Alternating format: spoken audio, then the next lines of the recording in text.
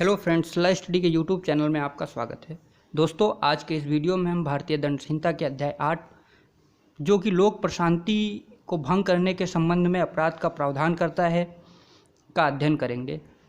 यह भारतीय दंड संहिता की धारा 141 से 160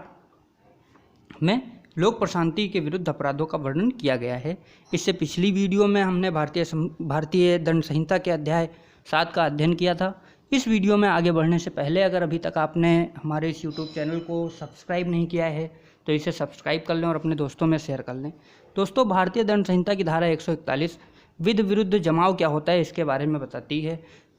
विध विरुद्ध जमाव क्या होता है, इसे बहुत सरल शब्दों में अगर हम समझें तो इसकी सबसे पहली शर्त जो है 5 या अधिक व्यक्तियों का जमाव होना चाहिए। अर्थात 5 या 5 से अधिक व्यक्ति हों तभी कोई भी जमाव विध विरुद्ध जमाव हो सकता है।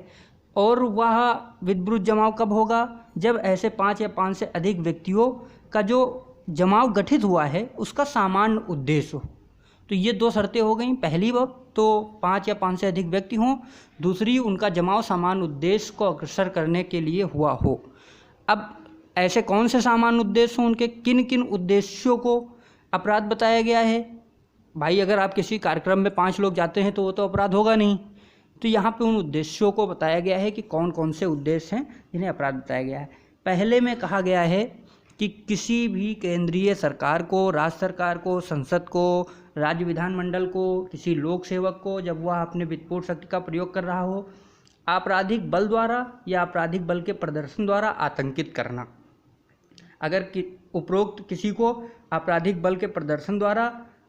आतंकित करने का प्रयत्न कोई व्यक्ति करता है, कोई व्यक्ति या व्यक्तियों का समूह जिसमें 5 या 5 से अधिक व्यक्ति होने आवश्यक हैं। दूसरा, किस उद्देश्य को यहाँ पे विध विरुद्ध जमाव बताया गया है? किसी विधि के या किसी वैध आदेशिका के निष्पादन का प्रतिरोध करना। अर्थात कोई भी विधि अगर बना दी गई है विधिपूर्ण ढंग से तो उसका 5 से अधिक व्यक्ति उसके निष्पादन का अगर प्रतिरोध करते हैं, 5 व्यक्ति या 5 से अधिक व्यक्ति, तो वो अपराध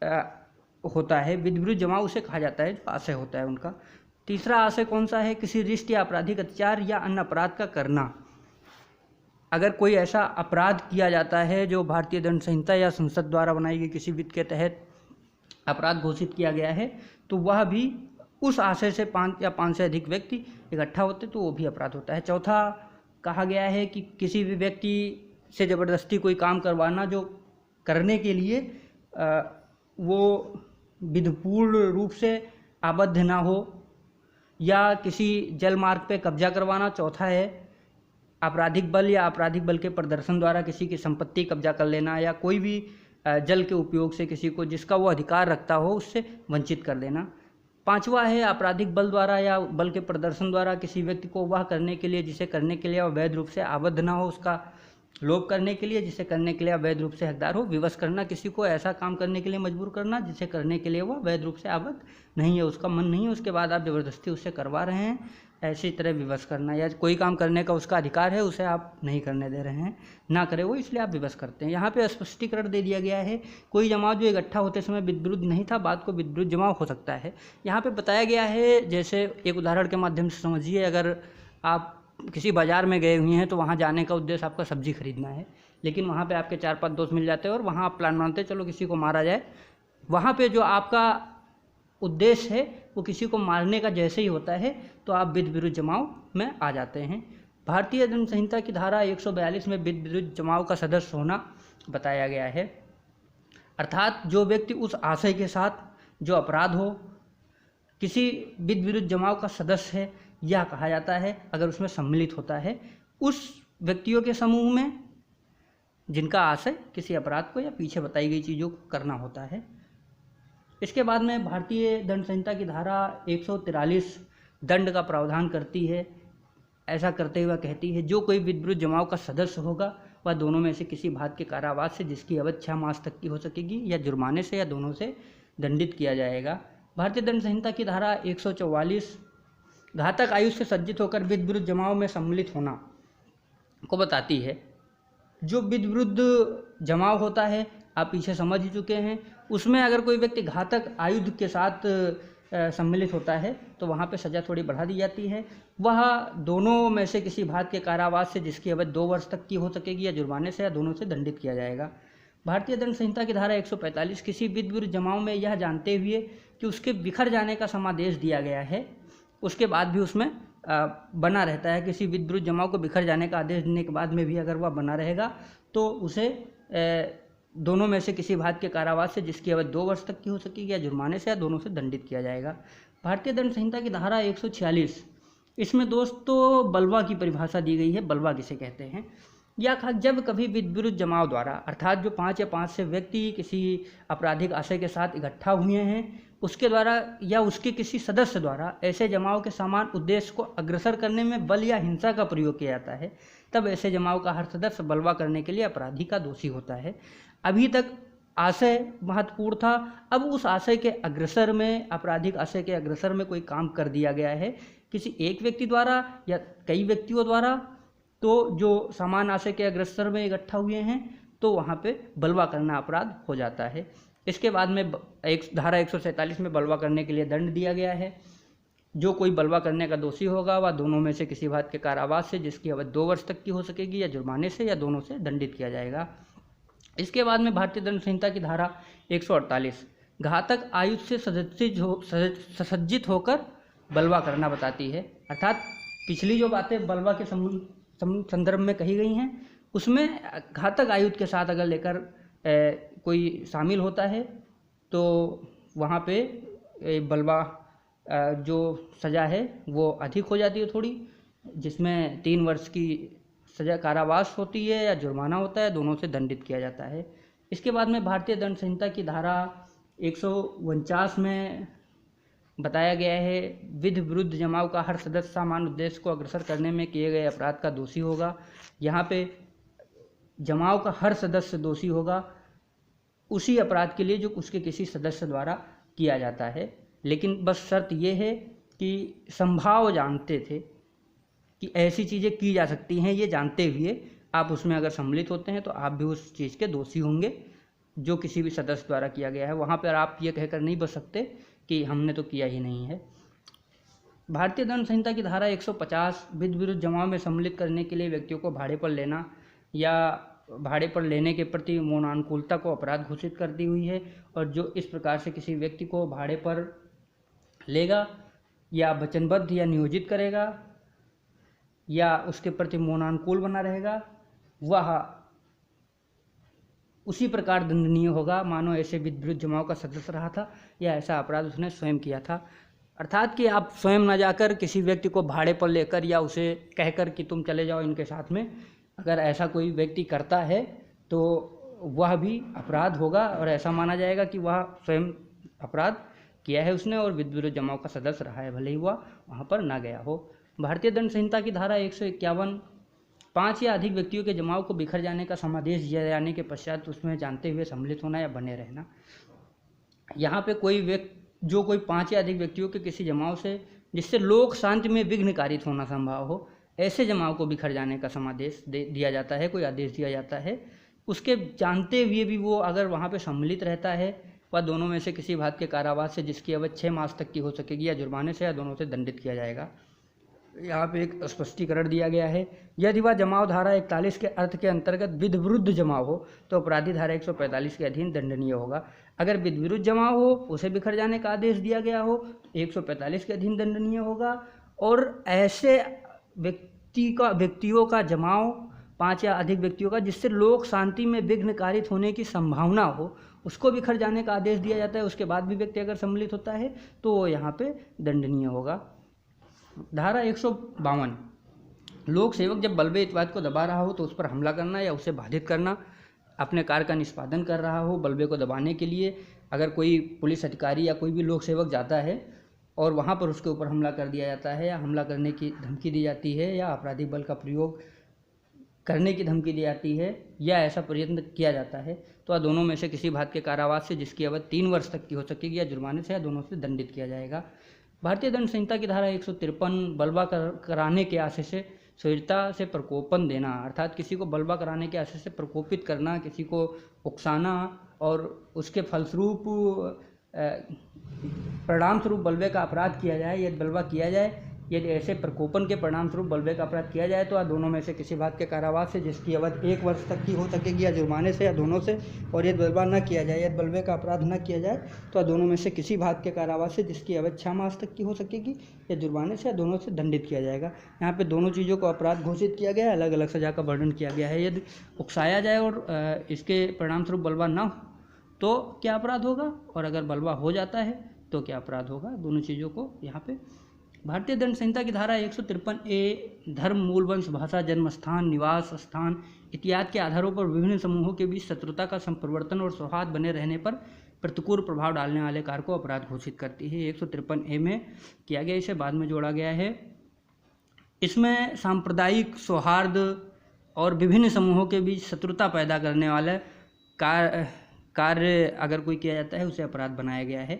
तो इसकी बड़ी परिभाषा दी गई है और इसमें साफ साफ कहा गया है कि वह कारावास से जिसकी अवधि 3 वर्ष तक की हो सकेगी या जुर्माने से या दोनों से दंडित किया जाएगा। इसमें एक और चीज़ ऐड है, पूजा के स्थान आदि में किया गया अपराध। यदि ऐसा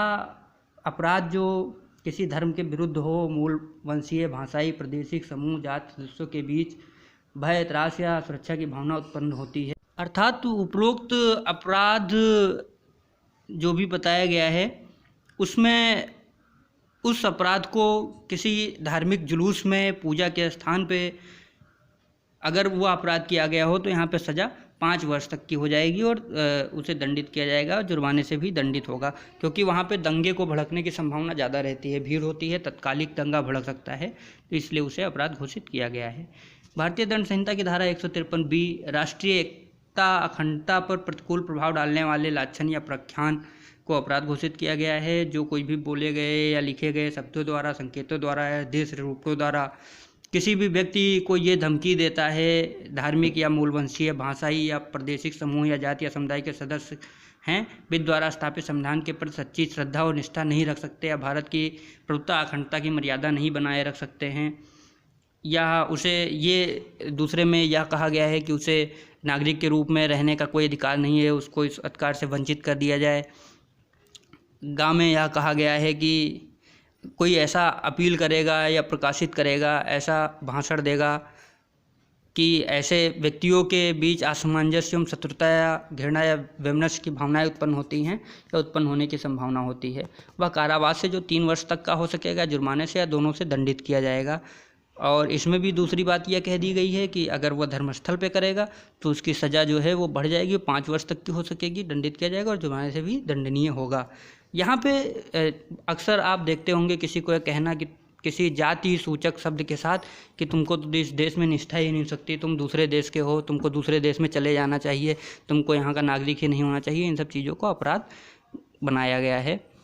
और उसके लिए सज़ा का प्रावधान किया गया है। इसके बाद हम आते हैं धारा 154 की तरफ बढ़ते हैं। उस भूमि का स्वामी या अभियोगी जिस पर विद्युत जमाव किया गया है, जहाँ पे विद्युत जमाव होता है, बलवा होता है,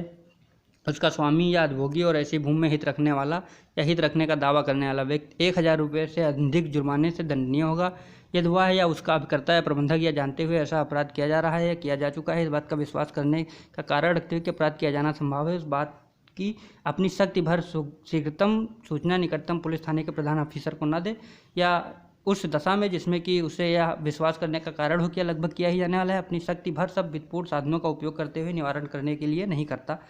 या उसके हो जाने पर अपनी शक्ति भर सब वित्तपूर्ण साधनों का उस विद्युत जमाव को बिखरने या बलवे को दबाने के लिए उपयोग नहीं करता या करते हैं। यहाँ पे यह कहा गया है कि जिसके भूमि पर विद्युत जमाव होता है उसका कर्तव्य बनता है कि वो पुलिस को इन्फॉर्म करे जैसे उसको जानकारी होती है,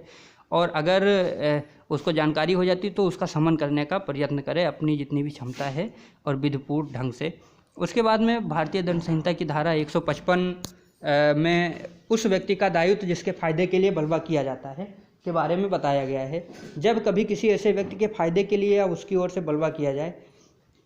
जो किसी ऐसी भूमि का जिसके विषय में ऐसा बलवा हो, स्वामी या अधिभोगी हो, जो ऐसी भूमि में या बलवे को पैदा करने वाले किसी विवादग्रस्त विषय में कोई हित रखने का दावा करता हो या जो उससे कोई फायदा प्रतिगृहित कर या पा चुका हो, तब ऐसा व्यक्ति जुर्माने से दंडनीय होगा यदि वह या उसका अभिकर्ता या प्रबंधक इस बात का विश्वास रखने का कारण रखते हुए कि ऐसा बलवा किया जाना संभव था या जिस विधिविरुद्ध जमाव द्वारा ऐसा बलवा किया गया था वह जमाव किया जाना संभव था, अपनी शक्ति भर सब वित्तपूर्ण साधनों का ऐसे जमाव या बलवे का किया जाना निवारित करने के लिए और उसे दबाने और बिखेरने के लिए उपयोग नहीं करता या करते हैं। यहाँ पे उसे अपराध बताया साफ किया गया है। इसमें ये बात आती है कि जैसे किसी व्यक्ति के फायदे के लिए बलवा किया जाए तो उस व्यक्ति की जिम्मेदारी होती है कि अगर उसे ऐसा लगे कि हो सकता है तो वो उसे अपनी विधिपूर्ण तरीके से जितनी भी क्षमता है उसे निवारित करने का प्रयास करे। धारा 156 उस स्वामी या अधिभोगी के कर्ता का दायित्व जिसके फायदे के लिए बलवा किया जाता है, इसे दंडनीय बताया गया है। जब कभी ऐसे व्यक्ति के फायदे के लिए ऐसे व्यक्ति की ओर से बलवा किया जाता है जो किसी भूमि का जिसके विषय में ऐसा बलवा हो, स्वामी हो या भोगी हो, और जो ऐसी भूमि में या बलवे के पैदा होने करने वाले किसी विवादग्रस्त विषय में कोई हित रखने का दावा करता हो या जो उससे कोई फायदा प्रतिगृहित कर या पा चुका हो, तब उस व्यक्ति का कर्ता या प्रबंधक जुर्माने से दंडनीय होगा। यदि ऐसा अभिकर्ता या प्रबंधक यह विश्वास रखने का कारण रखते हुए कि ऐसे बलवे का किया जाना संभव था या जिस विधिविरुद्ध जमाव द्वारा ऐसा बलवा किया गया था उसका किया जाना संभव था, अपनी शक्ति भर सब विधिपूर्ण साधनों का ऐसे बलवे या जमाव का किया जाना निवारित करने के लिए और उसे दबाने या बिखेरने के लिए उपयोग नहीं करता या करते हैं, यहाँ पे उसे जुर्माने से दंडित किया जाएगा। भारतीय दंड संहिता की धारा 157 विधिविरुद्ध जमाव के लिए भाड़े पर लाए गए व्यक्तियों को संश्रय देना। जो कोई भी व्यक्ति विधिविरुद्ध जमाव के लिए भाड़े पर लाए गए व्यक्तियों को संश्रय देगा जानते हुए वह दोनों में से किसी भाग के कारावास से जिसकी अवधि 6 मास तक की हो सकेगी या जुर्माने से या दोनों से दंडित किया जाएगा। किसी विधिविरुद्ध जमाव के लिए भाड़े पर लाए गए व्यक्तियों को अपने घर पे अगर रोकता है तो वहाँ पे इसे अपराध घोषित किया गया है। अपने घर पे या खेत में या कहीं भी विधिविरुद्ध जमाव या बलवे में भाग लेने के लिए भाड़े पर जाना। अगर कोई व्यक्ति इस तरह धारे में विधिविरुद्ध जमाव में भाग लेने के लिए जाता है भाड़ा लेकर, पैसा लेकर, उसका कोई इंटेंशन नहीं होता, सिर्फ पैसा होता है, पैसा लेकर वो वहाँ पे जाता है। जो कोई धारा 141 में निर्दिष्ट कारणों में से किसी को करने के लिए या करने में सहायता देने के लिए वचनबद्ध जो कोई ऐसा कार्य करेगा वह ऐसी अवधि 6 मास तक की अवधि के कारावास से या जुर्माने से या दोनों से दंडित किया जाएगा। और अगर वह शस्त्र चलाने को भी अधिक अपराध घोषित किया गया है और सज़ा अधिक दी गई है। इसमें आक्रामक आयुध के रूप में उपयोग करता है जिससे मृत्यु कारित होना संभव है, सज्जित होकर चलेगा या सज्जित चलने के लिए वचनबद्ध होगा या अपनी प्रस्थापना करेगा, वह दोनों में से किसी बात के कारावास से जिसकी अवधि 2 वर्ष तक की हो सकेगी या जुर्माने से या दोनों से दंडित किया जाएगा। यदि कोई व्यक्ति भाड़े पर जाता है किसी विधिविरुद्ध जमाव में भाग लेने या बलवे में भाग लेने और वहाँ पे वो हथियार लेकर जाता है, ऐसा पृथक वो प्रस्थापना करता है, तो वहाँ पे उसको जो सज़ा है वो 2 वर्ष तक की होगी, जुर्माने से या दोनों से दंडित किया जाएगा। धारा 159 में दंगा की परिभाषा दी गई है। जबकि 2 या अधिक व्यक्ति लोक स्थान में लड़कर लोक शांति में विघ्न डालते हैं तब यह कहा जाता है कि वे दंगा करते हैं। तो दंगा में 5 व्यक्ति होना आवश्यक नहीं है, 2 या 2 से अधिक व्यक्ति हों, लोक स्थान हो और वहाँ पे लड़कर लोक शांति में विघ्न डाल रहे हों तब वो दंगा करते हैं, ऐसा कहा जाता है। दंगा करने के लिए धारा 160 में दंड का प्रावधान किया गया है। जो कोई दंगा करेगा वह दोनों में से किसी भाग के कारावास से जिसकी अवधि 1 मास तक की हो सकेगी या जुर्माने से जो 100-100 रुपये तक का हो सकेगा या दोनों से दंडित किया जाएगा, ये बताया गया है। तो दोस्तों 160 तक भारतीय दंड संहिता की धारा जो अध्याय 8 के अंतर्गत आती थी उसका हमने अध्ययन कर लिया। इसमें लोक प्रशांति को कोई चीज़ कैसे भंग कर सकती है उस चीज़ को बताया गया है और उसे अपराध घोषित किया गया, उसमें कितनी सज़ा दी जाएगी इस चीज़ को बताया गया है। इसी से संबंधित जो धाराएं हैं, इससे आगे की धाराएं उनका अध्ययन हम अगली वीडियो में करेंगे। आज के वीडियो में हम इतना ही अध्ययन करते हैं। इससे संबंधित अगर कोई प्रश्न हो तो आप पूछ सकते हैं, यहाँ पे बहुत महत्वपूर्ण है। जो आशय है, सामान्य आशय के अग्रसर में कोई व्यक्ति अपराध करता है या इकट्ठा होता है, इस चीज़ को विशेष रूप से आप पढ़ लीजिएगा, बहुत ही महत्वपूर्ण है। तो दोस्तों आज का वीडियो कैसा लगा हमें कमेंट के माध्यम से बताइएगा और अगर कोई समस्या होती तो आप हमें कमेंट के माध्यम से पूछ सकते हैं या हमारे व्हाट्सएप नंबर पर भी आप पूछ सकते हैं। आपकी समस्या का समाधान सरल शब्दों में समझाकर किया जाएगा।